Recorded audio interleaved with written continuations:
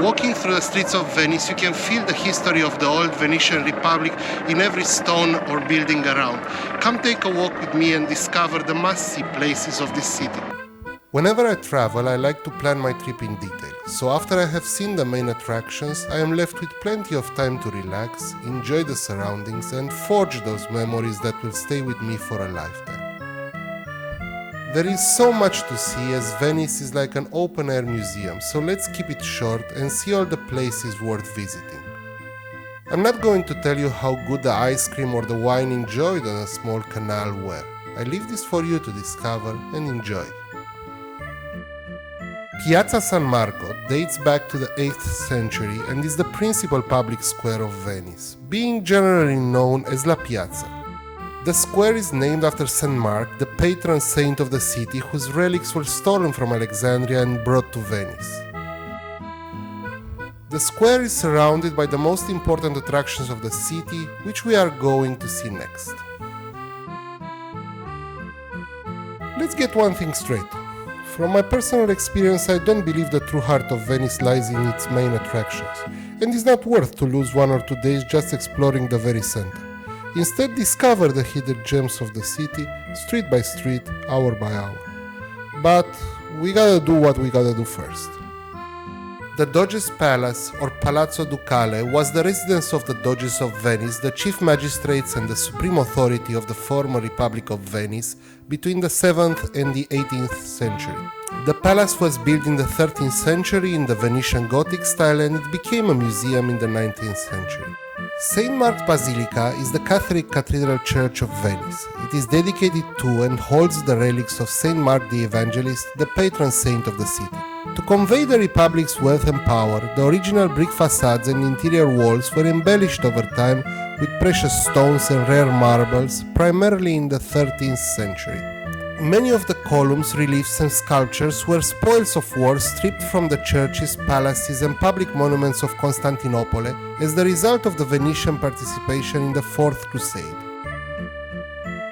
St. Mark's Bell Tower, or Campanile di San Marco, is the bell tower of St. Mark's Basilica. The current tower is a reconstruction completed in 1912 after the previous tower collapsed. At nearly 100 meters in height, it is the tallest structure in Venice and one of the most recognizable symbols of the city. The Clock Tower of Venice is an early Renaissance building built in the 15th century. It was placed where the clock would be visible from the waters of the lagoon and give notice to everyone of the wealth and glory of Venice. On a terrace at the top of the tower, there are 2 great bronze figures known as the Moors, which strike the hours on a bell. One is old, the other is young, to show the passing of time. By the Grand Canal, you can feel the real romance of Venice. You can explore it from the water by taking a gondola or a vaporetto. From the iconic bridges that span the canal like Rialto or Accademia, sip an espresso at one of the many nice but overpriced waterside restaurants, or just chill on its banks watching the world go by. Grand Canal is the main waterway that runs through the entire heart of Venice, spanning from Santa Lucia railway station to the San Marco Basin. It has a length of 3.8 kilometers, it's 30 to 90 meters wide and has an average depth of 5 meters. The banks of the canal are lined with more than 170 buildings, most of which date from the 13th to the 18th century and demonstrate the welfare and art created by the Republic of Venice. The noble Venetian families faced huge expenses to show off their riches in suitable palazzos. The contest reveals the citizens' pride and deep bond with the lagoon.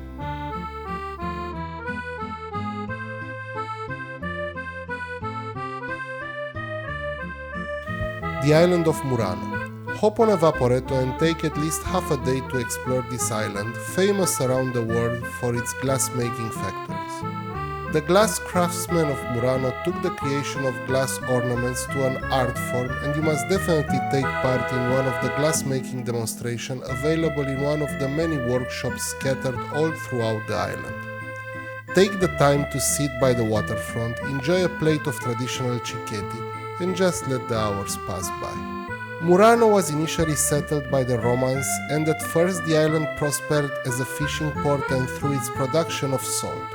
It was also a center for trade, minting its own coins. In the 13th century, all the glassmakers in Venice were required to move to Murano. Exports began, and the island became famous initially for glass beads and mirrors. Aventuring glass was invented on the island, and for a while Murano was the main producer of glass in Europe. The island later became known for its chandeliers. Although decline set in during the 18th century, glassmaking is still the island's main industry. Thanks for getting this far. Please take a moment to subscribe to my channel. It would really be of help and put a smile on my face.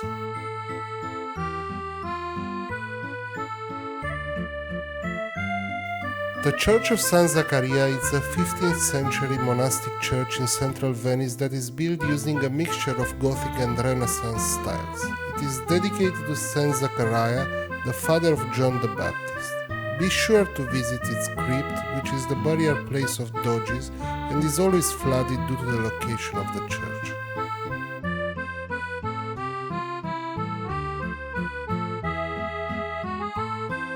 The largest industrial complex in Europe before the Industrial Revolution is the Venetian Arsenal, or Arsenale di Venezia. It was a complex of former shipyards and armories clustered together that were responsible for the construction and maintenance of the bulk of the Venetian Republic's naval power from the late Middle Ages to the early modern period. Arsenale di Venezia was one of the earliest large-scale industrial enterprises in history, as different areas of the arsenal each produced a particular prefabricated ship part or other maritime implement, such as munitions, rope, or rigging. These parts could be then assembled into a ship in as little as a day.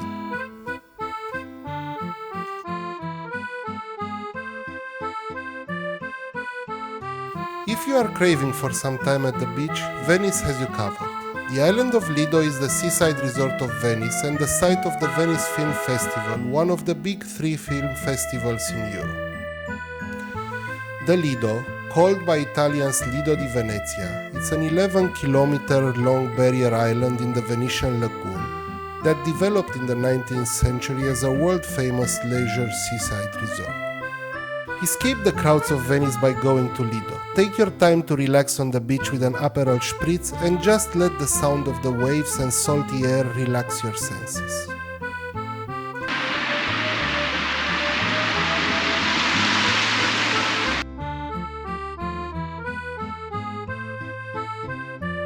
One of the top postcard images of Venice is the Rialto bridge. If you are able to find a spot amongst the tourist crowd, take a moment to enjoy the Grand Canal and the timeless Venetian landscape, as the bridge lies in the very heart of the city. Ponte di Rialto, as the Italians call it, is the oldest of the 4 bridges spanning the Grand Canal. It connects the districts of San Marco and San Polo, and it has been rebuilt several times since its first construction as a pontoon bridge, its current structure dating back to the 15th century.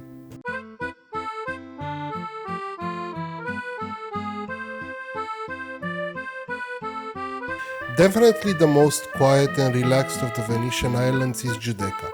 It lies immediately south of the central islands of Venice, from which it's separated by the Giudecca Canal. While here, visit the astonishing churches of San Giorgio Maggiore and Il Santissimo Redentore, have breakfast or lunch in one of the traditional restaurants, or just lose yourself on the little streets and enjoy the surroundings. Alongside the Grand Canal, northwest of the Rialto bridge in the district of San Polo, lies the fish market. You will dive into a treat for your senses with fish, fruit and vegetables that tend to be strictly seasonal.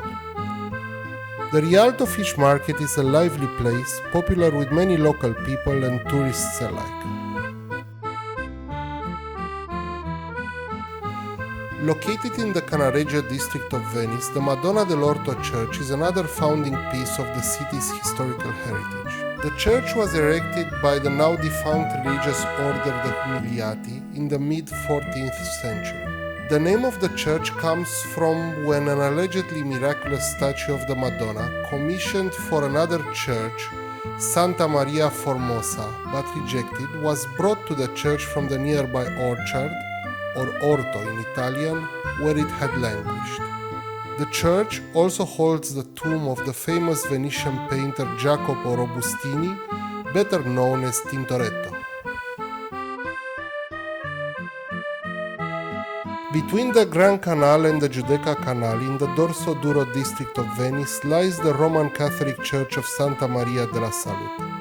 In 1630, Venice experienced an unusually devastating outbreak of the plague. As a votive offering for the city's deliverance from the pestilence, the Republic of Venice vowed to build and dedicate a church to Our Lady of Health. The Dome of the Salute was an important addition to the Venetian skyline and soon became emblematic of the city, inspiring painters like Claude Monet, Canaletto or Francesco Guardi.